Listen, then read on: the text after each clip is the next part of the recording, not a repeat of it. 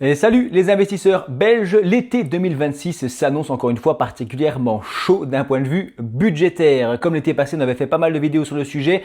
Après les discussions sur les pensions, la taxe des plus-values, la fiscalité, la défense aussi, etc.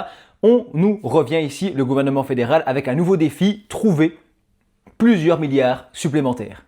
Autrement dit, on a déjà fait pas mal d'efforts, mais il va falloir aller encore plus loin. De nouvelles vagues de mesures risquent d'arriver. Et dans cette vidéo que je te divise en deux parties, je vais te présenter les mesures qui sont actuellement sur la table pour trouver les près de 7 milliards d'euros d'ici 2029 qui nous manquent. Donc le fameux effort qui reste à fournir, c'est presque que le début.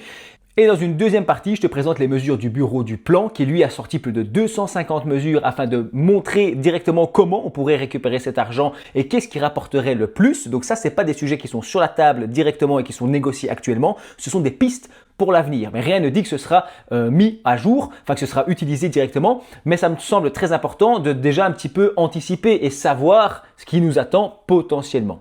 Mais commençons par ce qui est réellement discuté aujourd'hui au sein de la coalition Arizona. Car cet été 2026, je l'ai dit, pourrait bien être marqué par un nouveau grand dossier budgétaire.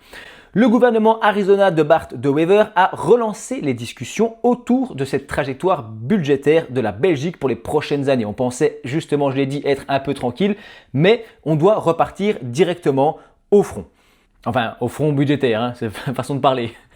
En clair, l'État belge dépense plus que ce qu'il gagne et donc il faut rétablir cet équilibre en gagnant plus ou en diminuant les dépenses. Idéalement ici, ils essaient de faire les deux. Certains penchent pour une diminution des dépenses, d'autres pour une augmentation des recettes. Mais je ne vais pas trop m'attarder là-dessus. Moi, je suis un peu plus descriptif ici dans un travail de pédagogie pour expliquer un peu et comprendre ce qui se passe autour de nous. Première piste, la TVA. On en a déjà parlé, il y avait un gros dossier, on parlait de passer de certains produits de 6% à 12%, puis après on passait faire un nouveau taux de TVA à 9% et donc un entre le 6 et le 12. Aujourd'hui, le taux classique pour la plupart des biens normaux, on va dire, c'est 21%. Et selon certaines informations de presse, encore une fois, rien n'est garanti, on parlerait d'un scénario où on ferait une TVA à 22%. Ça veut dire que au lieu d'avoir, je sais pas, 21 euros de TVA sur un produit, tu aurais 22 euros. Au lieu d'avoir, je sais pas moi, 210 euros, tu aurais 220 euros. Au lieu d'avoir 2100 euros, tu aurais 2200. Et donc les montants en fonction de ça et mis bout à bout, ça pourrait faire assez mal. Pourquoi est-ce qu'ils font ça? Parce qu'ils pensent qu'une augmentation relativement faible de la TVA peut rapporter énormément d'argent à l'État puisque tout ce que tu vas acheter dans les magasins va prendre 1% en plus de taxes pour eux et donc ça pourrait être assez énorme, tu vois, via des millions de Belges. Le problème, c'est que justement, ça touche des millions de personnes et que ça touche pratiquement tout le monde, puisque tout le monde paye de la TVA. Et donc, chaque achat deviendrait potentiellement un peu plus cher. Et mis bout à bout sur un caddie de course, ça peut faire assez mal et ça peut faire aussi que certaines entreprises vendent moins, simplement pas parce qu'elles augmentent légèrement le prix, mais parce que le caddie est déjà rempli d'autres choses qui ont pris 1% et qui donc font qu'il y a certaines choses dont on doit se passer. Je ne sais pas si c'est clair. De plus, le vendeur, l'entreprise, elle doit décider entre augmenter son prix pour encaisser la TVA et récupérer la même chose qu'avant ou alors garder son prix tel quel mais subir cette augmentation et donc avoir moins de chiffres. Bref. Deuxième piste, les sociétés de management qui ont déjà été un petit peu attaquées via les VVPR bis. J'avais expliqué ça dans une vidéo. C'est le fait que tu touches des dividendes mais qui sont taxés à 15% grâce à 3 ans d'attente, etc. Va voir la vidéo VVPR bis si tu t'intéresses aux petits business, etc., aux petites entreprises. Mais malheureusement, ça a été augmenté jusqu'à 18% si je ne me trompe pas. Donc là, c'est de tête. Et en fait, plusieurs parties de la coalition estiment que certains mécanismes restent encore une fois trop avantageux sur le plan fiscal pour ces sociétés. Et donc, une réforme et un durcissement des règles pourraient revenir dans les discussions. On verra ce qui nous attend, même si elles ont déjà un petit peu pris pour leur grade. Troisième dossier, les soins de santé. Et là, c'est un des plus gros postes de dépenses de l'État et des dépenses publiques, n'est-ce pas, dans ce pays. Parmi les pistes évoquées, tu peux penser aux limitations de certains avantages liés au statut BIM. Ensuite, éventuellement une hausse du ticket modérateur, des économies dans le financement des mutualités ou encore le renforcement du contrôle des personnes en incapacité de travail depuis une longue durée. Donc ça, un renforcement des contrôles. Petit rappel, le statut BIM là, ou BIM, c'est un dispositif qui permet à certains ménages ayant de faibles revenus de bénéficier d'interventions plus importantes dans leurs frais de santé. Et le ticket modérateur, lui, on parle en fait de la partie des frais médicaux qui reste à la charge du patient après l'intervention de l'assurance maladie. Donc tu comprends que c'est des sujets qui sont assez sensibles, à voir comment est-ce qu'ils toucheraient ça, puisqu'on touche directement au portefeuille des ménages. Ce que j'ai vu pas mal tourner aussi dans les titres de presse, c'est le grand paradoxe de l'Arizona, qui est le débat sur le fait que depuis son arrivée au pouvoir, en fait l'Arizona a promis de réduire la pression fiscale sur le travail, de gagner 500 € sur les travailleurs, etc. L'idée générale était assez simple, c'était de permettre aux travailleurs de conserver davantage sur leur salaire. Mais donc d'un côté, on a un gouvernement qui cherche plusieurs milliards parce qu'il y a un problème de dépenses et il faut améliorer les finances publiques. Et d'un autre côté, il veut maintenir certaines mesures qui coûtent elles-mêmes plusieurs milliards. Et donc c'est précisément ici qu'il y a un petit problème. Et puis même si on te prend d'une main ce qu'on t'a donné de l'autre, finalement, on tourne un peu en rond, non ? Mais passons maintenant aux 250 pistes du Bureau fédéral du plan qui a étudié ici toute cette situation et qui permettrait théoriquement de rapporter davantage d'argent à l'État. Évidemment, ça pourrait inspirer des décisions gouvernementales futures, mais je rappelle, j'insiste évidemment que c'est pas du tout ici sur la table pour l'instant, ce sont des pistes encore une fois du Bureau fédéral du plan et pas des sujets qui sont là maintenant tout de suite. Pas de panique, mais c'est important de savoir un petit peu ce qui pourrait nous attendre à l'avenir. Avant de passer à cette partie, je rappelle quand même que ma chaîne, ça parle d'investissement en bourse en Belgique à la base, finances personnelles, éducation financière, ce genre de choses. Si tu n'as plus envie de craindre pour ton budget à l'avenir, n'hésite pas à aller voir le premier lien en description ou en commentaire épinglé. Je te propose plusieurs e-books gratuits pour comprendre un petit peu ce monde et cet univers de l'investissement en Belgique, comment protéger son épargne, son pouvoir d'achat de l'inflation et ce genre de choses. Comme toujours, aucun conseil en investissement, c'est purement pédagogique. Première mesure donc du bureau du plan, ce serait la globalisation des revenus.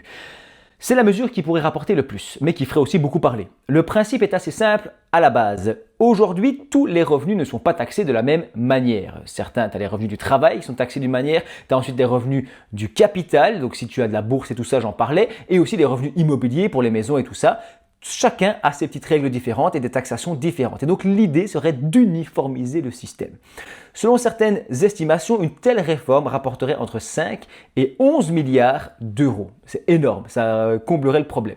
Mais même si le rendement semble énorme, c'est un sujet qui est extrêmement sensible puisque ça toucherait directement les indépendants, les investisseurs, les grosses entreprises et surtout les personnes aussi qui ont un patrimoine important.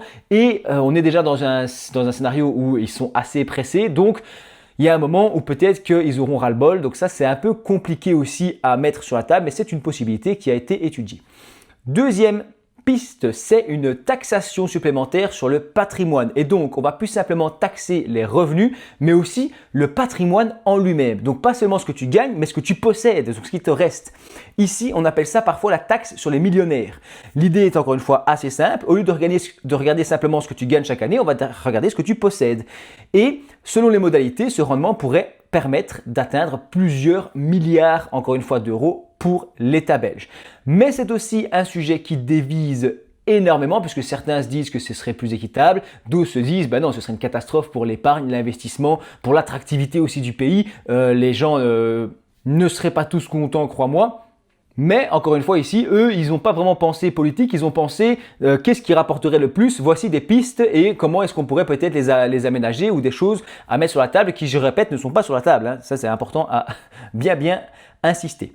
Troisième possibilité, on nous parle des avantages fiscaux et extra-légaux, donc tout ce qui est les voitures de société, les cartes carburant, les éco-chèques, les chèques repas, etc. Tous ces mécanismes permettent d'économiser beaucoup d'argent et leur suppression ou leur réduction permettrait de rapporter encore une fois plusieurs milliards d'euros si on enlève les voitures de société, etc. C'est très violent, mais c'est des pistes et en fait, eux pourraient s'inspirer de ça et faire des versions plus soft.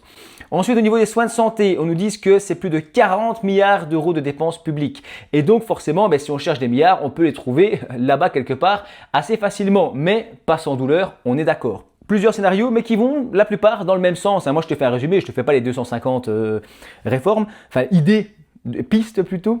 Mais les scénarios évoqués vont plutôt dans le même sens, qui serait de ralentir la croissance des dépenses. Donc les dépenses ne font qu'augmenter au niveau de la santé en Belgique, mais on voudrait qu'elles augmentent moins vite. Et donc, il faudrait ralentir ce système-là, parce que derrière les chiffres, on parle de remboursement des hôpitaux, des médicaments, des soins. Donc c'est quand même encore une fois un débat très compliqué, mais c'est quelque chose auquel on réfléchit. Numéro 5, il y a aussi la TVA. La TVA qui revient toujours dans les discussions, on nous dit qu'une hausse limitée de la TVA, une petite hausse, comme c'est sur beaucoup de produits, ça pourrait rapporter pas mal de milliards. Et j'en ai parlé dans la partie 1 parce que ça du coup c'est réellement sur la table à ce niveau-là, mais ça peut faire très mal puisque ça touche encore une fois tout le monde. Numéro 6, des rémunérations alternatives. De nos jours, il y a pas mal de gens qui se font payer de manière alternative au salaire classique. Et l'idée ici du bureau, ce serait de soumettre davantage de ces avantages aux cotisations sociales et donc de récupérer ainsi plusieurs milliards.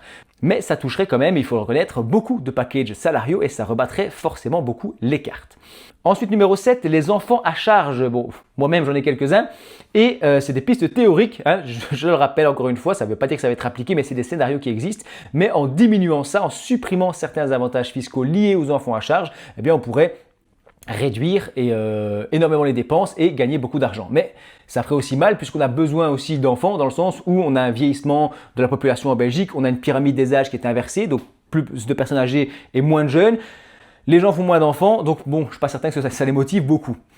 Ensuite, on passe au point 8, les aides au développement. Donc ici, on est sur la coopération nationale et l'avantage pour un gouvernement, c'est que en fait, ce genre de diminution des aides au développement pour d'autres pays ou quoi, en fait, ça ne nous impacte pas, nous, les Belges. Et donc, ce serait peu visible dans le quotidien des Belges.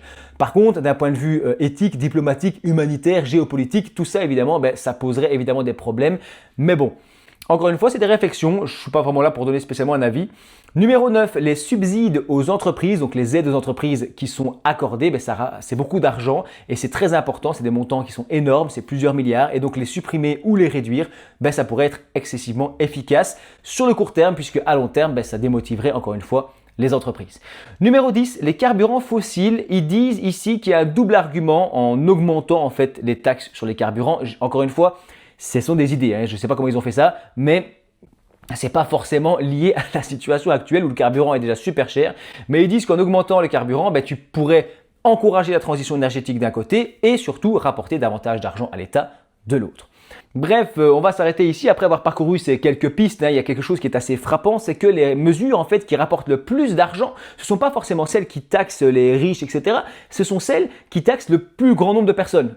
Et ça crée aussi un problème puisque quand tu touches le plus grand nombre de personnes, tu touches aussi à certains qui n'ont déjà pas grand-chose et qui ne devraient pas être touchés. Par exemple, je pense à la TVA. Une hausse de la TVA, celui qui a un petit salaire et qui va quand même faire ses courses ou qui va acheter quelques objets pour ses enfants, il va payer cette TVA supplémentaire, tu vois. Et donc, il n'y a pas de distinction. Pour trouver des millions, on peut avoir une mesure ou deux assez ciblées. Pour trouver des milliards, il faut quand même généralement toucher à des grosses dépenses, des grosses recettes et faire des gros changements qui sont importants. Et donc, ça va concerner normalement une grande partie de la population.